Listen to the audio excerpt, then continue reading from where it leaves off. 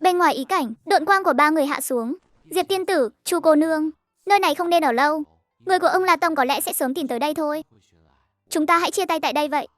Chu đại sư, chuyến đi bí cảnh lần này đều nhờ có ơn cứu mạng của ngài. Lăng Sương khắc cốt ghi tâm. Sau này nếu có gì sai bảo, Lăng Sương nhất định sẽ không từ nan. Chu đại sư, cảm ơn ngài. Đào yêu sẽ nỗ lực tu luyện.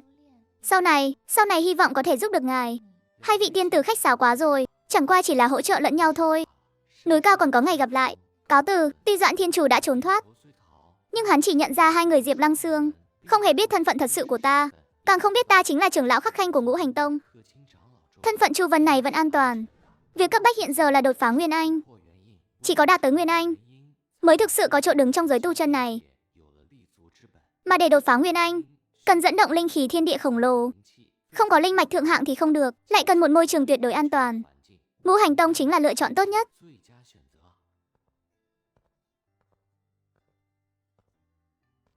Trúc Y Hồ Lô có thể thăng cấp pháp khí, đan dược, phù lục, thậm chí là vật sống như Kim Phong Thiền cũng có thể thăng cấp. Ất mộc tinh linh này do tinh túy trời đất hóa thành, nằm giữa ranh giới sinh linh và linh vật, liệu có thể thăng cấp không? Ngày đầu tiên, hồ lô chỉ khẽ rung lên, khí tức của tinh linh bên trong đang từ từ tăng cường. Ngày thứ hai vẫn như vậy, dường như đang diễn ra một sự lột xác âm thầm nào đó. Như ý hồ lô có thể thăng cấp ất mộc tinh linh, chỉ là cần tốn nhiều thời gian hơn sao? Em là vì phẩm cấp của ất mộc tinh linh cực cao, hoặc là tiềm lực cực kỳ lớn, ngay cả như ý hồ lô cũng không thể thăng cấp hoàn toàn chỉ trong một ngày. Cho đến ngày thứ 7, một luồng sáng xanh rực rỡ bay ra từ trong hồ lô, lơ lửng trên không trung. Đây chính là ất mộc lâm ấm trong truyền thuyết. Trời giúp ta rồi, có dị mộc lâm ấm này trợ giúp, lo gì không thành Nguyên Anh. Ông đã điều tiết vài ngày, đưa trạng thái bản thân lên đến đỉnh cao nhất. Thời cơ đã đến. Vương Thập Nhị trước tiên nuốt một viên Hóa Anh đan vào bụng. Đan dược lập tức tan ra, dược lực cuồn cuộn như biển cả, giống như dòng lũ vỡ đê lao về phía tứ chi, bách hài, cuối cùng điên cuồng xung kích vào khí hải đan điền. Viên kim đan vốn đã tròn trịa không chút tì vết, tỏa ra hào quang rực rỡ kia. Cùng lúc đó, ông vận chuyển Trường Sinh chân công, điên cuồng hấp thụ lượng lớn thiên địa linh khí, hội tụ từ trong động phủ và từ linh mạch của tông môn, tạo thành một vòng xoáy linh khí khổng lồ rót vào trong cơ thể, phá tan bình cảnh. Vương Thập Nhị chỉ cảm thấy thần hồn đột ngột trầm xuống, giống như rơi vào một vực thẳm ảo cảnh, vô biên vô tận, kỳ quái lạ lùng. Đây chính là tâm ma kiếp. Nhìn xem, đây mới là át chủ bài lớn nhất của ngươi. Hà tất phải khổ cực tu luyện, hà tất phải mạo hiểm độ kiếp. Chỉ cần không ngừng tìm kiếm linh vật, ném vào bên trong, ngươi sẽ có được vô số cực phẩm đan dược, thông thiên linh bảo, vô địch thiên hạ đều nằm trong tầm tay. Trường Sinh cũng chẳng phải hư vọng, dựa vào nó ngươi có thể dễ dàng nghiền nát mọi kẻ thù. Hãy giao ra tâm thần của ngươi, hoàn toàn quy phục, dung hợp đi, từ bỏ sự đột phá đau khổ này. Ngươi sẽ lập tức có được sức mạnh vô thượng. Trong ảo cảnh, trước mắt hiện lên cảnh ông dựa vào hồ lô đại sát, chúng sinh tứ phương quỳ lạy, mỹ nhân vây quanh, dễ dàng đạt được trường sinh. Sự cám dỗ đó vô cùng chân thực, đánh thẳng vào khao khát sức mạnh và trường sinh. Ngoại lực trung quy chỉ là vật ngoài thân, đạo tâm mới là gốc rễ. Cái hồ lô này là bảo vật giúp ta, chứ không phải chủ nhân của ta. Tan biến cho ta. Cảnh tượng đột nhiên thay đổi. Ông nhận ra mình đã trở về kiếp trước, vẫn là một phàm nhân tầm thường vô sáu. Màn hình máy tính trước mắt đang nhấp nháy ánh sáng mơ ảo, xung quanh là căn phòng thuê quen thuộc và cuộc sống tẻ nhạt.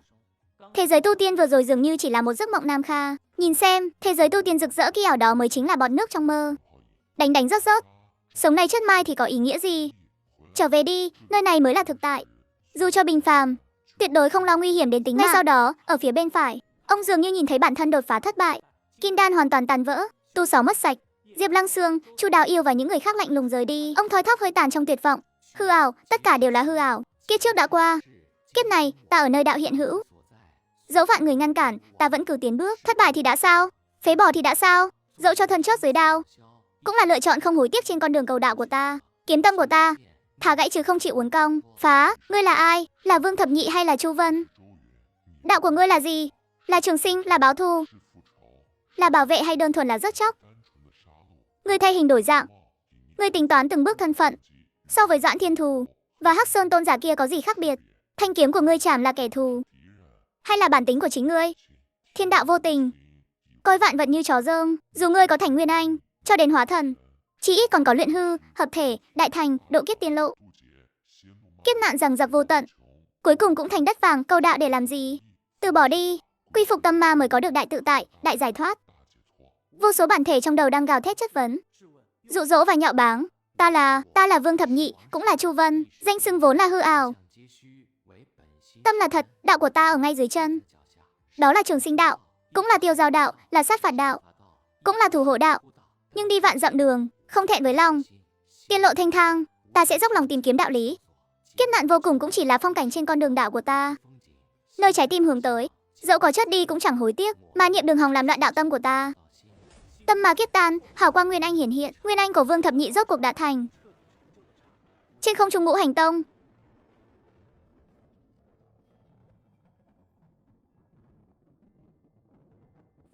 Chuyện gì đã xảy ra vậy? Chỉ biết là có người đang kết anh, nhưng dị tượng kết anh sao lại đáng sợ đến thế này?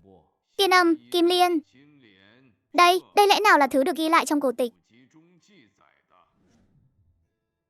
Thiên đạo Nguyên Anh. Đây vậy mà lại là tường vân dị tượng của thiên đạo Nguyên Anh. Vạn dặm tiên âm, đất mọc sen vàng, trời ban tẩy lễ. Đúng rồi, cổ tịch có ghi chép rõ ràng.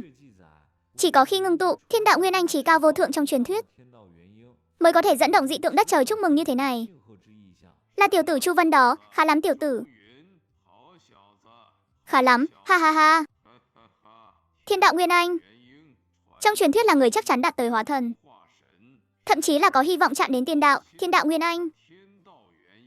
Lại có thể xuất hiện tại Ngũ Hành Tông ta. Trời phù hộ ngũ hành. Trời phù hộ Ngũ Hành Tông ta rồi. Chu Vân chính là vị khách khanh trưởng lão đó sao? Trưởng môn. Liệt Hỏa chân nhân lúc này cũng trợn tròn mắt. Đến râu cũng bứt đất luôn rồi, ánh mắt tràn ngập vẻ chấn động và vẻ mặt không thể tin nổi. Mau chóng mở đại trận tông môn. Tin tức thiên đạo. Nguyên Anh xuất thế tuyệt đối không được để lộ. Liệt Hỏa, người biết phải làm gì rồi chứ? Lão tổ yên tâm, con sẽ khiến tất cả trưởng lão và đệ tử trong tông môn phát lời thề tâm ma. Chuyện này tuyệt đối không được tiết lộ dù chỉ một chút. Tốt lắm, Cửu Kiếm Tiên gật đầu nói. Sau đó ông cùng với hai vị tu sĩ Nguyên Anh khác đi thẳng tới trước động phủ bế quan của Vương Thập Nhị. Đợi Vương Thập Nhị xuất quan,